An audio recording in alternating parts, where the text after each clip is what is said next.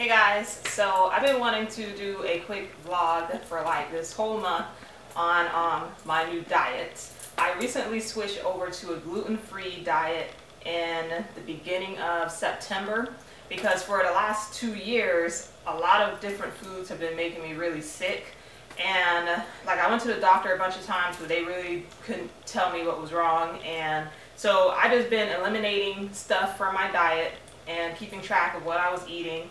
And then it occurred to me, like, I never tried just going gluten-free. And so the first 2 weeks were like really hard because I didn't have anything here. I didn't have any gluten-free bread or pasta. And so there was like a very small amount of stuff that I could eat, and I wound up losing weight. And I've actually lost like 2 inches off of my waist, which I didn't even think was possible. So this whole like last 2 months I've been learning a lot about gluten-free options at different grocery stores, as well as what restaurants will accommodate you. Maybe they don't have a gluten-free menu, but they'll, you know, help you figure out like what's safe to eat and different things like that. So I just wanted to show you guys some of the stuff that I found at the local grocery store. I have not been to a specialty store yet, but just the local store. And some of the stuff is like more expensive because it's just at the local grocery store. But anyway, so I got these gluten-free chicken nuggets, and I usually eat these on the weekend, like on Saturdays, because a lot of times I don't cook on Saturdays. So these are good to have. And then they also have the Tyson's gluten-free breaded chicken strips. And these are really good if you want to put them in salad and have like a chicken strip salad. And both of these are like $8 and some change at the grocery store, so they're kind of expensive. Well, not kind of, they are. And I also got this Udi's pizza crust, and you get 2 pizza crusts in the bag, and you have to leave it frozen, but it thaws really fast. And I believe this was like $3.50 or $4. They also make a pizza that's already made, and that pizza is really good too. And I think that one is like $4.50. So to date, that Udi's pizza is the best gluten-free pizza I've found at the local grocery store.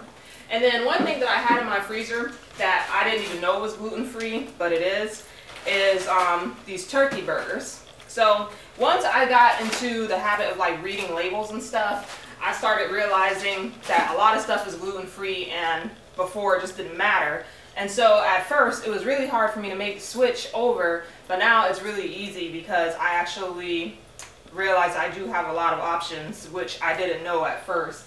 And there's another thing, like for instance these Orada fries, those are gluten-free. So there's a lot of stuff that you can eat that's safe. And let's see.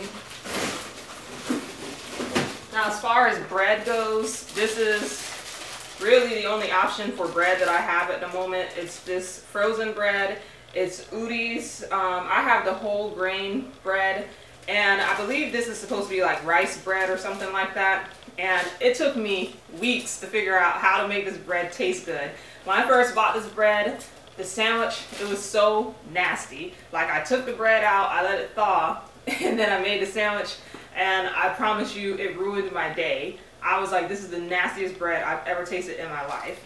And so then I actually tried to heat it up. Like I read online that it tastes good if you heat it up and then cook it or then eat it. So I heated it up in a pan, and it was great. And so now I love this bread. But I have found out that the specialty store that's near me, they actually have a bakery and they make gluten-free breads and different things like that, like in-house, fresh. So it's been killing me because I can't get any Cuban bread, and I really want some Cuban bread. So I'm gonna be making a trip. The store is called Whole Foods, but I just got all of this stuff from like Publix and Sweet Bay. So anyway, the last thing I want to show you guys is pasta. Okay, so for those of you that might follow me on Instagram or something like that, then you probably know I eat a lot of Asian food, and like ramen noodles are my favorite, and I really like eating po and different things like that, sushi, fried rice. So I'd say for me that was the hardest thing, is because I can't eat ramen now, and I actually have been searching for soba noodles for the longest time, and I keep finding, they say soba on the front, but it's like the soba, it's a buckwheat wheat flour blend. And so and I get all of my stuff from like the Oriental market where I live. So I was already eating these rice noodles anyway, but I wound up getting more rice noodles because I was out. And I haven't been able to find any gluten-free soy sauce anywhere. So right now I'm using that really like nasty La Choy soy sauce. It's like not even that good. Oh my gosh. So since it was so hard for me to find pizza, we were like living off tacos. These tacos are, they're like corn, and we have the soft ones and then we have these hard ones.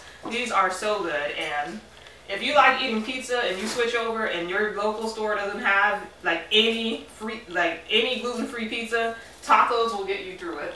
And so I also found at Target they have a really cheap brand of gluten-free pasta that they sell now, and I think it's like $1.50 for this.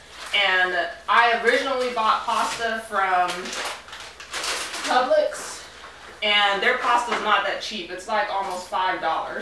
And the other pasta that I bought was $5, and it wasn't even that good. It was a brown rice blend.